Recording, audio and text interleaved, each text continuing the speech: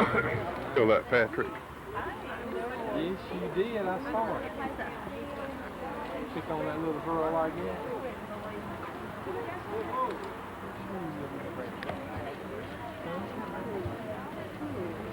You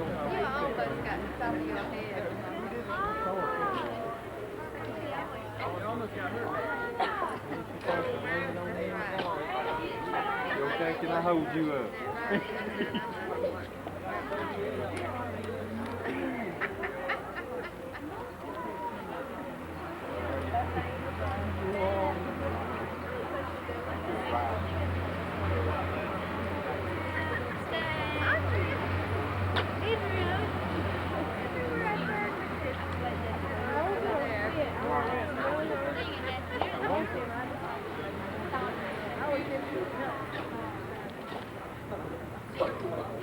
Laura's trying to take pictures. Did you get it in somewhere?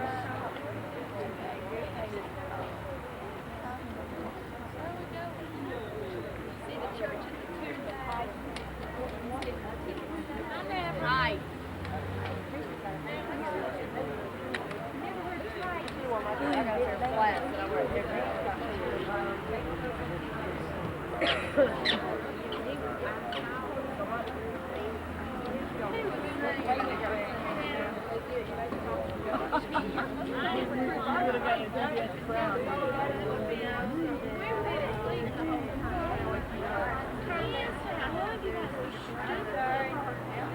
How did you know he wanted to outside? Yeah, I know.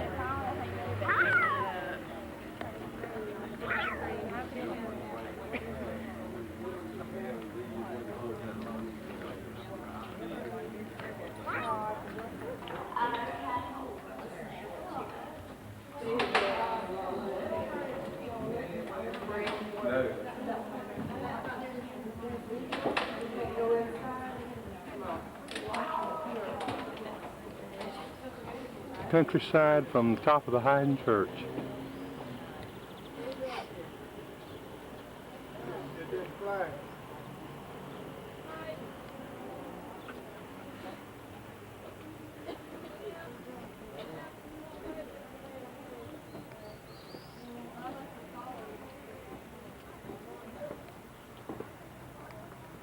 It's beautiful.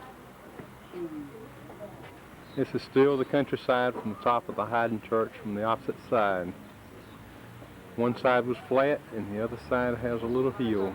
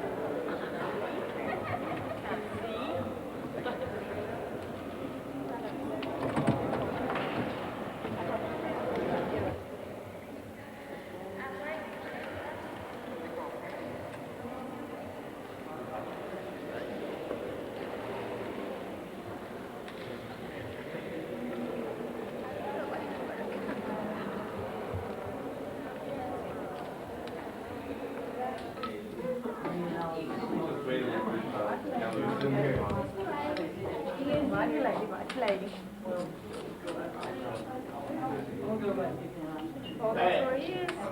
Ask the man personally what it is. Is that comfortable?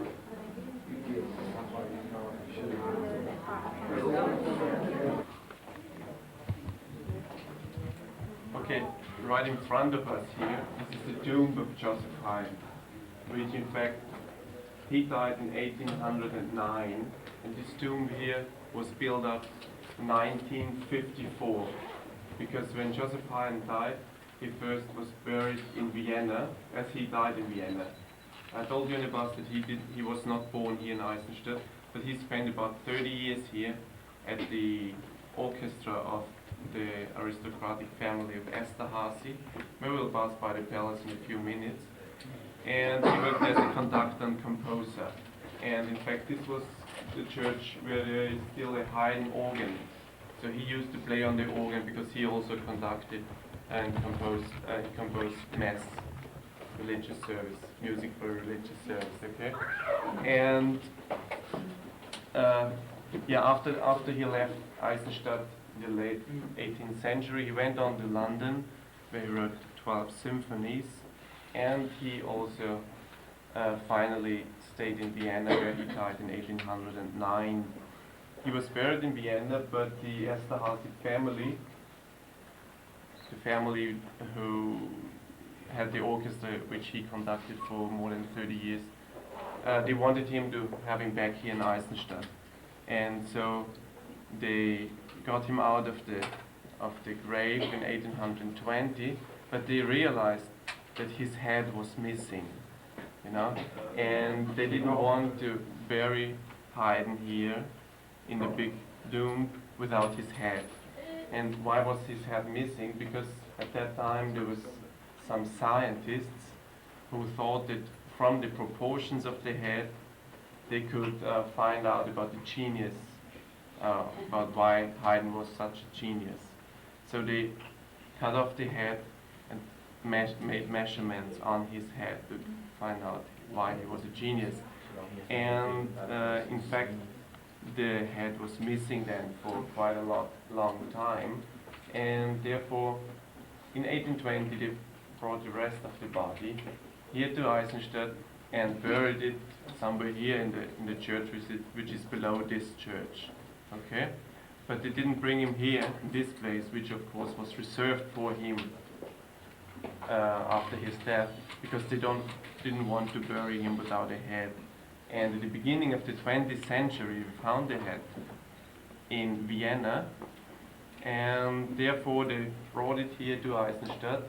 And as they had the head back, they made a big celebration in 1954, and they buried him here in this tomb. So this is the story about Joseph Haydn and his head. So he was moved around quite a few times after he died. Okay, this church here is from the 18th century, and this is the church where he used to play the organ as well. Have a look out there. This is the Haydn organ. It's still the organ from his days. And the church itself was restored about 10 years ago. Okay? Klaus, what was the lead that helped you discover the skull? How did they find it? What was the clue?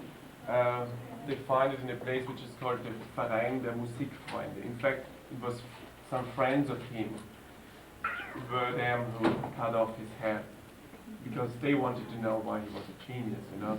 But then they died, and of course they kept his head in a special liquid, written on it, or put a paper to it that this was the head of Joseph Haydn, you know. And then they found it years later. So that's the story about Joseph Haydn. And in fact, you know, there's one more story. The last tour I had, it was a conductor who left Hungary. He was born in Hungary, and he left Hungary in 1956.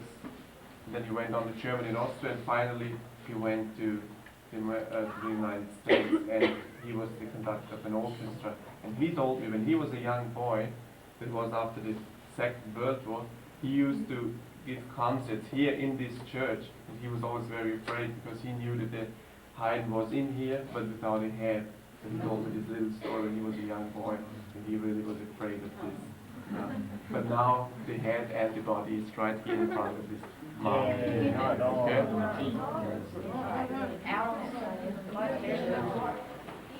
This is in the Haydn Museum.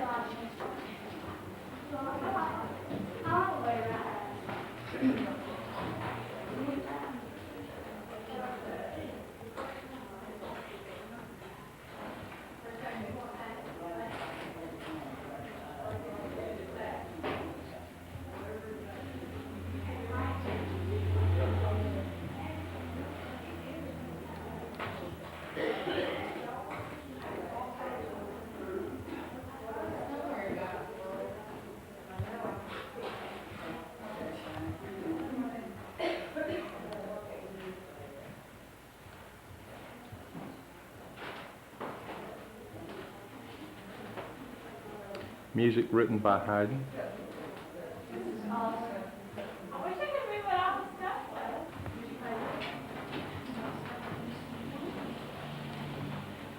Pictures of Joseph Haydn.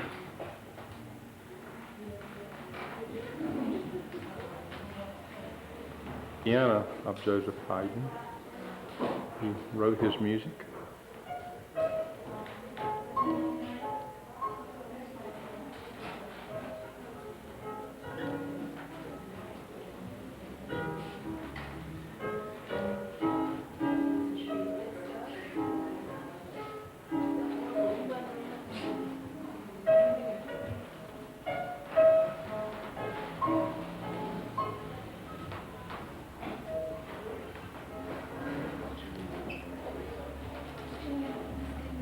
Of Joseph Haydn, called the Organ Room.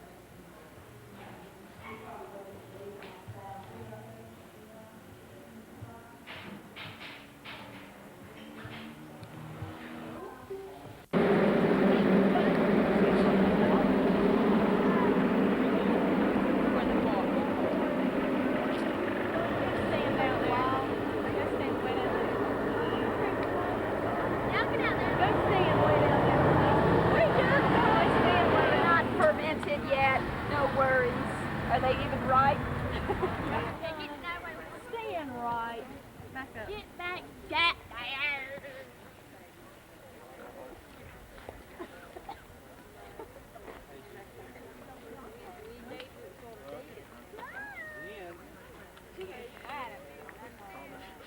Y'all in private property. Say that much. Y'all get a great thing and take it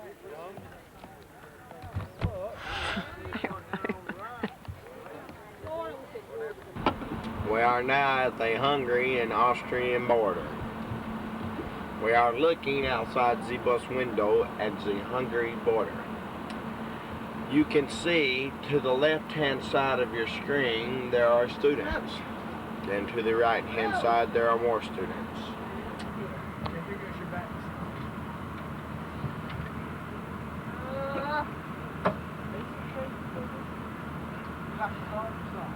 About me. Not.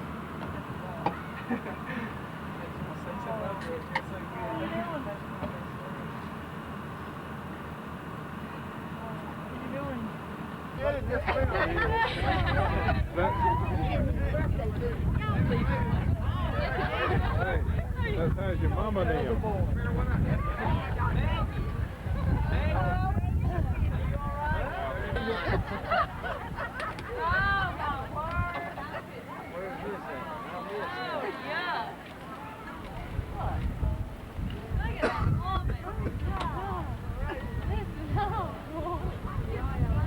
Consider this education, children. First grade. I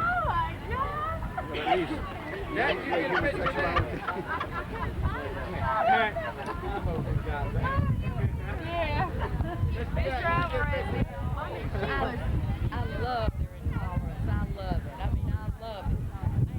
I wish I could live back in Ware. You know, we have to stay here. Do as the Romans. That's right. That's right. However, the amount of water brought into the lake by these two small rivers is relatively insignificant. Beyond the precipitation in these two small rivers, there is also a number of underground wells that feed the lake. If there should be an excessive amount of water, there is an agreement between Austria and Hungary in which the Hungarians have agreed to pump off some of the excess water through the number 1 canal into the Rob and Danube River on the Hungarian side. Once Once more than 100 years ago, the lake dried up. At this point, this was in 1865, 1868, terrible property disputes developed. And by the time the property disputes were about to be settled, lo and behold, what happened? The lake was back.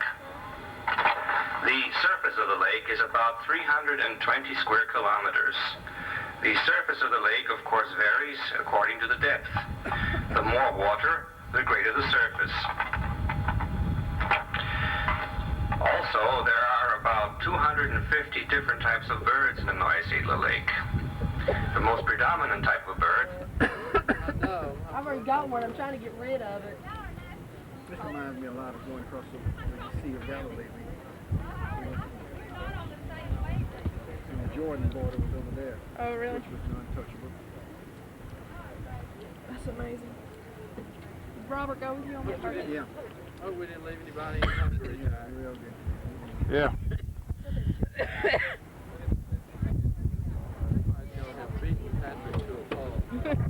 Yes, take care. This is the front. I've learned to say it German, but I've never said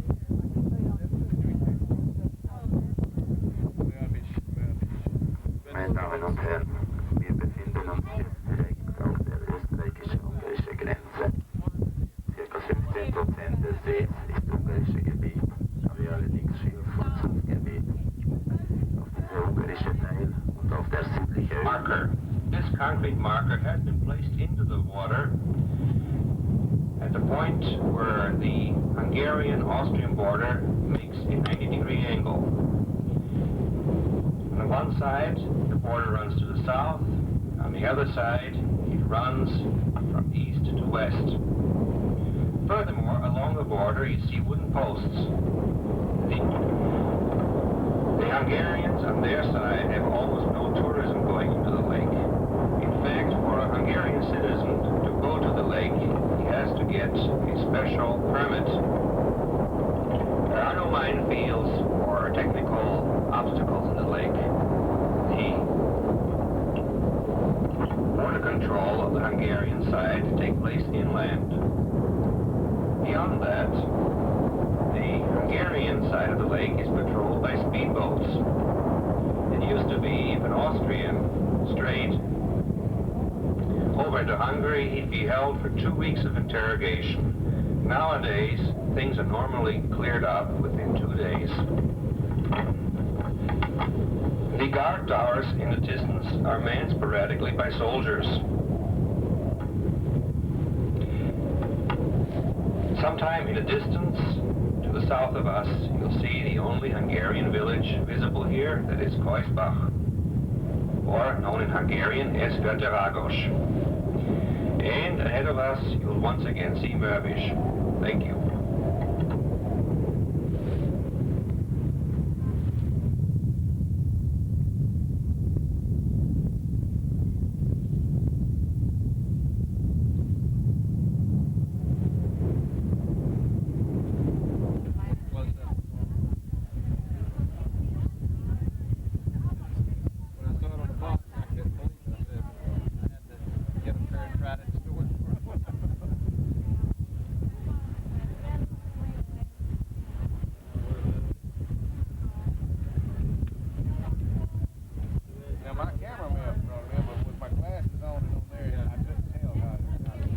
It is hard to look at pretty glasses.